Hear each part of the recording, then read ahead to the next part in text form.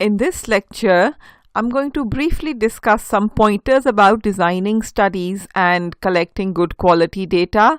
The pointers for designing statistical studies and collecting data, it varies across the different disciplines and subdisciplines, but then there are a few common key points that we do need to bear in mind, and if you keep these in mind and then try to adapt them to your specific context, then you should be able to design robust studies and collect good quality data. So, even before we start doing any statistical modeling, let us just see what all of this is about.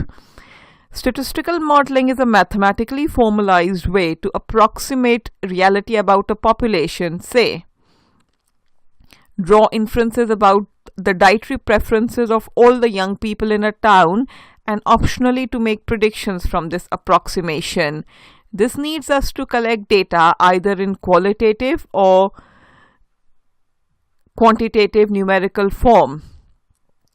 Now, if I live in a given town with 100,000 people, it is not possible to ask everyone's dietary preferences, so we ask a subset of people who we think represent the town's young people, and that is a sample, and collect data on dietary preferences of them from them. The analysis of such data may reveal that 54% of young people in the town prefer chicken, and you may have come across similar analyses and statistical inferences when you read the newspaper.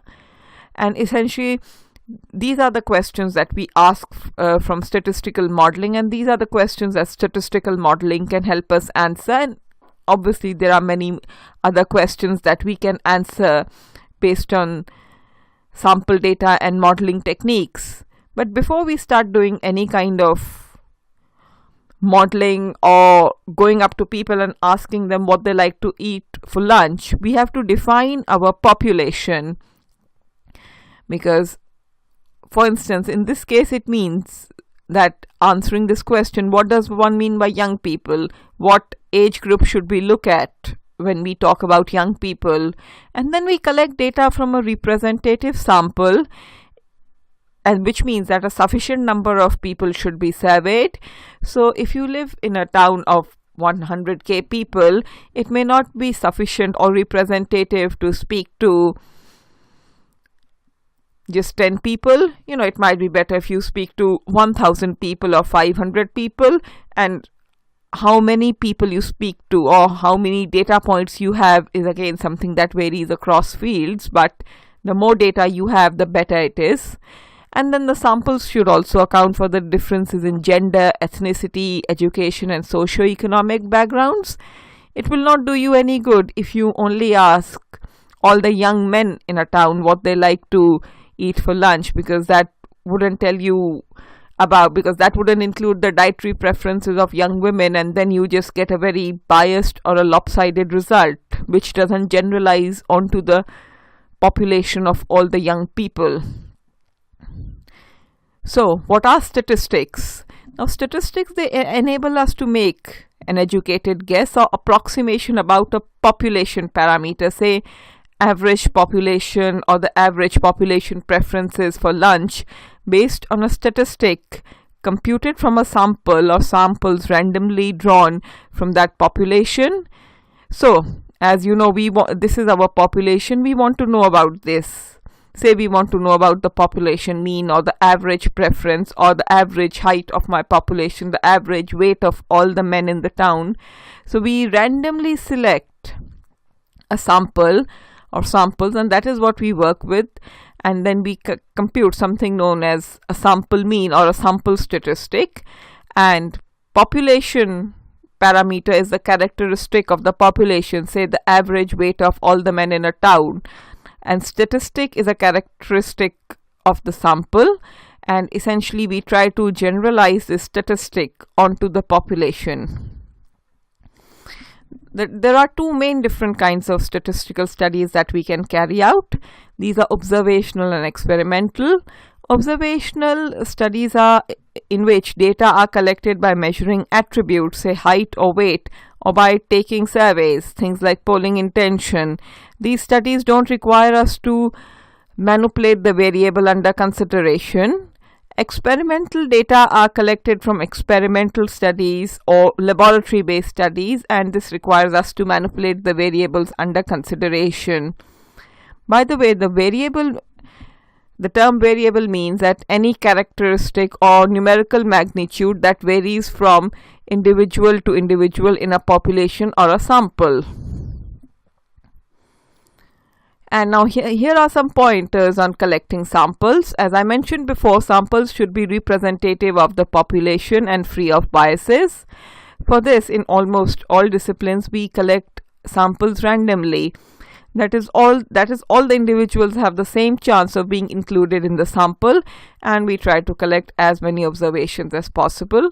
And any kind of bias, favoritism or skew can lead to unreliable results. So with our eating preference example, if you only speak to, say, all the young men aged 19, then that is a bias and the results will be unreliable.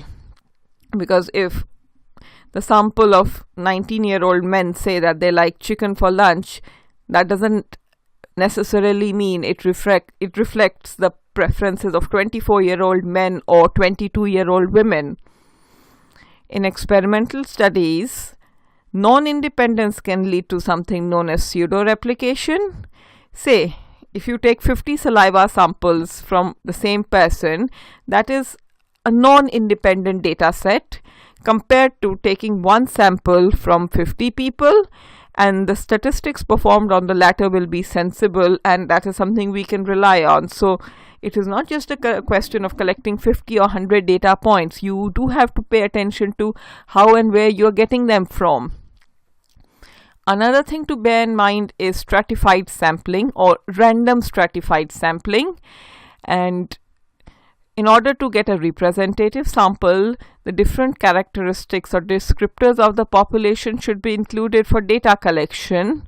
And say, the population of any given town is defined by gender, ethnicity, education status, and representative samples should contain data from all these stratifications. So when you carry out your survey, it would be very useful if you randomly, so we have these different stratifications, say gender. So within gender, you would go out and randomly target, say, 100 men and 100 women who you think define your population. So your samples are still collected randomly, but then there's an element of stratification that you just don't randomly walk up to people.